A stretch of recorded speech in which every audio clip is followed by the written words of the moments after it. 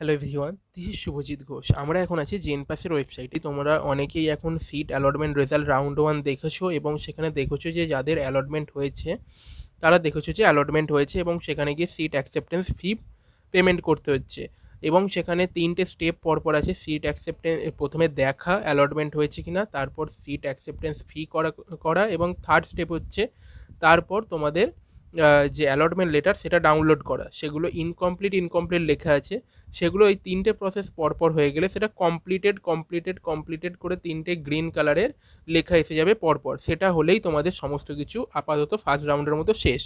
এরপর তোমাদের প্রশ্ন হচ্ছে আপগ্রেডেশনের এই যে ফরম্যাটগুলো দিয়েছে, ইয়েস আপগ্রেডেশন অ্যান্ড নো আপগ্রেডেশনের ডিক্লারেশন, এই দুটো জিনিস যে দিয়েছে, এই দুটো জিনিস কি এবং এই দুটো জিনিস কারা করবে, কি চাইলে করতে হয় এইগুলো, সেইটা তোমাদের জানা দরকার। তোমরা দেখবে ইএস আপগ্রেডেশনের জায়গায় যে পিডিএফটা দিয়েছে সেটাকে তারা ডাউনলোড করে সেটা প্রিন্ট করে তারা যখন রিপোর্টিংয়ের সময় যাবে তারা নিয়ে যাবে যারা চাও যে তুমি যে চয়েসের সিটটা পেয়েছো, অর্থাৎ তোমার লক করার সময় বা চয়েসগুলো ফিল করে সেভ করার সময় লাস্ট যে সেভ করেছিলে বা যেটা লক করেছিলে সেখানে ধরো তোমার 5 নম্বর কলেজটা হয়েছে তোমার চয়েসের যে অর্ডার ছিল সেই অনুযায়ী। তুমি যদি চাও যে তোমার ওই 5 নম্বর চয়েসটাই যে সিটটা তুমি পেয়েছো, তুমি সেখানে চয়েসের সময় সেটাকে 5 নম্বরে রেখেছিলে, তার মানে তোমার তার ওপরে যে কলেজগুলো রেখেছো সেগুলোতে তুমি আরও বেশি আগ্রহী ছিলে যেতে, সেইগুলোতে হলে তোমার আরও বেশি মনস্কামনা পূর্ণ হয়, ঠিক তো? তাহলে তুমি সেখানে দেবে ইয়েস আপগ্রেডেশন। এই পিডিএফটা নিয়ে এই পিডিএফটা ফিল আপ করবে এবং এই পিডিএফটা চেষ্টা করবে যে বাড়ি থেকে ফিল আপ না করে ওদের সামনে গিয়েই করা। বাড়ি থেকে করলেও কোনো ইস্যু নেই সেক্ষেত্রে, শুধু এখানে দেখে নেবে accepted with full signature of the document verifying official. তো এখানে ডেট সিল এইগুলো যেন ওনারা দিয়ে দেন এবং একটা স্লিপও তারা ওখানে দেবে তোমাদের ডকুমেন্ট ভেরিফিকেশান হয়ে যাবার পরে, সেটাও ভালোভাবে নিয়ে নেবে। ডকুমেন্ট ভেরিফিকেশানের সময় যখন তোমরা যাবে, ওটা 25 তারিখ থেকে শুরু হচ্ছে, তোমাদের সেখানে যেতে হবে। আর সেই জন্যই এই ইএস আপগ্রেডেশনের এটা একটা ডিক্লারেশন যে হ্যাঁ আমি চাই আপগ্রেডেশন করতে, আমি চাই অন্য আমার প্রেফারেন্স অনুযায়ী যে কলেজগুলোকে সাজিয়েছিলাম তার মধ্যে যেটা পেয়েছি তার থেকে ওপরের কলেজগুলোতে আমি নিতে চাই।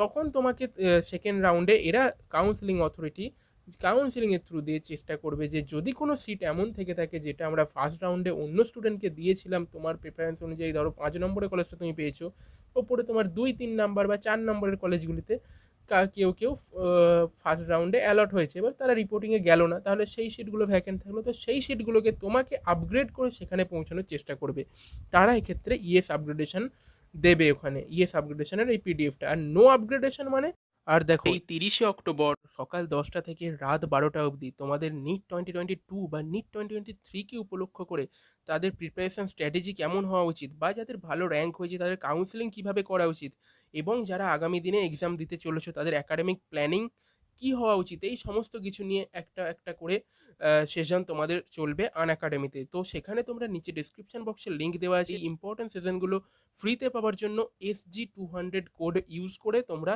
এনরোল হয়ে যাও। এইগুলো সম্পূর্ণরূপে ফ্রিতে। এখানে তোমরা কি কি পাবে সেটা তোমরা দেখতেই পাচ্ছ।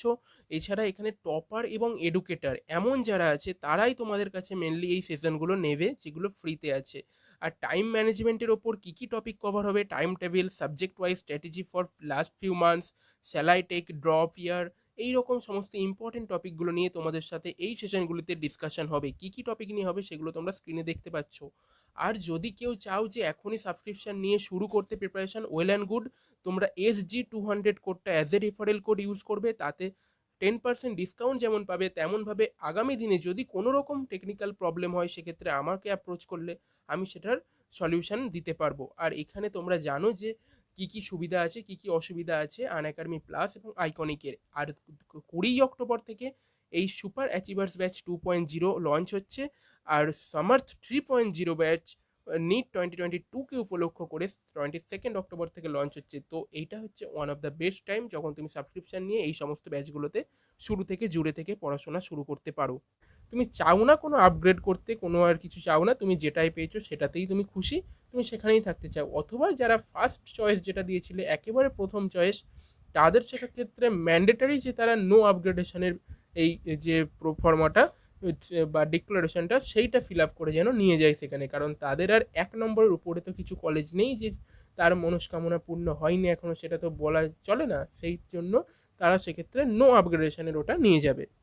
আর প্রসঙ্গত একটি কথা বলে রাখা ভালো যে তোমরা যদি জেনপাসের থ্রু দিয়ে যে কোনো কলেজে অ্যাডমিশন নিতে চাও, সেটা তুমি যদি অ্যালট হয়ে থাকে যে কোনো কলেজ, প্রাইভেট হোক গভর্নমেন্ট হোক, এই ফার্স্ট রাউন্ডে যদি অ্যালট হয়ে থাকে তাহলে তাকে সিট অ্যাকসেপ্টেন্স ফি পেমেন্ট করতেই হবে, এবং সেই কলেজে নির্দিষ্ট টাইমের মধ্যে গিয়ে সেখানে নিজের ডকুমেন্ট ভেরিফিকেশান করতেই হবে।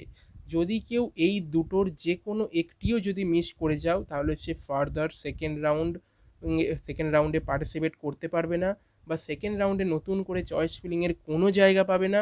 তাই যারা কলেজ পেয়েছো কোথাও না কোথাও, তারা যদি সিরিয়াসলি চাও যে না আমি জেনপাসের থ্রু দিয়ে কোনো কলেজে ভর্তি হতে যাই, তোমার পছন্দের কলেজ যেটা ছিল সেইটা হয়তো পাওনি, অন্য কিছু পেয়েছো, কিন্তু তুমি চাইছো যে না আমি এটাতে না থেকে আপগ্রেড করে সেকেন্ড রাউন্ডে অন্য ভালো কলেজ পেলে তবেই ভর্তি হবো, তাহলেও তোমাকে এখন ফার্স্ট রাউন্ডে গিয়ে যেখানে অ্যালটমেন্ট হয়েছে সেখানে তোমাকে ভেরিফাই করিয়ে আসতে হবে ডকুমেন্টস, এবং সিট অ্যাকসেপ্টেন্স ফি পে করতে হবে, এবং সেখানে গিয়ে আপগ্রেডেশনের জন্য তুমি ডিক্লারেশন জমা দেবে। তারপর সেকেন্ড রাউন্ডে কী হয় সেটা দেখা যাবে। আই হোপ কি তোমাদের সমস্ত কিছু ক্লিয়ার হয়েছে। যদি না হয়ে থাকে ক্লিয়ার, সেটা অবশ্যই কমেন্ট সেকশনে জানাও, সেক্ষেত্রে তোমাদের আমি বা অন্যান্য কেউ তোমাদের বন্ধুরা কমেন্ট সেকশনে হেল্প করে দেবে। তো চলো এখনকার জন্য ভিডিওটা এখানেই শেষ করি।